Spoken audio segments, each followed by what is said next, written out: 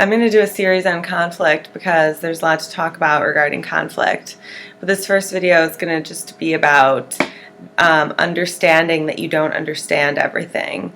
And what I mean by that is we're part of a macrocosm. We are different pieces of the puzzle. Each puzzle piece is shaped differently, but is an integral piece of the whole. And that's how we all function in society. No two of us look alike, and no two of us think alike. We all have the same psychological structure, just like we all have the same physical structure with 2 legs, 2 arms, a head, etc. Same with psychologically, we all have the same foundation, but the details are just wildly different. If we can understand and respect that each one of us sees things in an entirely different way, then we will begin to advance ourselves psychologically rather than sitting in this standstill. What is the point of conflict? What is the point of fighting with someone who thinks differently than you?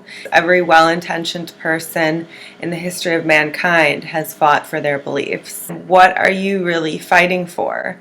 Are you fighting for your way of life, that you believe your way of life is the most accurate or the best way of life, so you think that everyone should be living this way? No, it's just because it's a natural reaction for us to want to fight bad when we associate with good. Well, good will always fight bad. That's why you have an instinct to fight for your beliefs, because you feel like they're good and something else is bad. But if you just remove the labels and just try to grasp a total understanding of good and bad, then you are stepping away from the duality that is good and bad, and therefore releasing the tension and the conflict. If you are motivated to fight for your beliefs, then you have fallen victim to the widest trap that keeps our separation so profound. What's the best way to live? Is your way the best way to live, or is the best way to live with peace on earth between people who think differently? Okay. Does this eliminate accountability for other people who commit heinous acts? No, it doesn't. As a matter of fact, just quite the opposite, because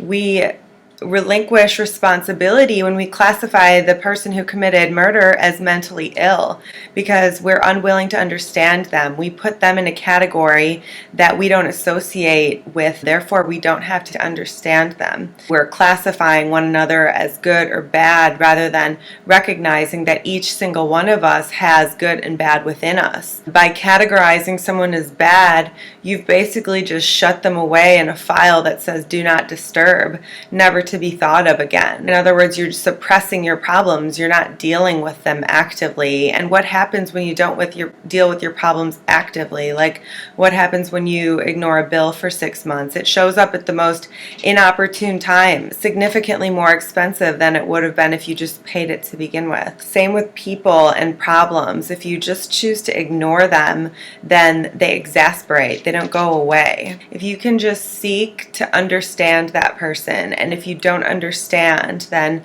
understand that you don't understand. That will release the tension that proliferates through our human race. When you classify someone as bad and you classify yourself as good, you're completely eliminating the possibility to understand as a whole. Thanks for joining me this week. I'll see you next week. Bye. Mwah.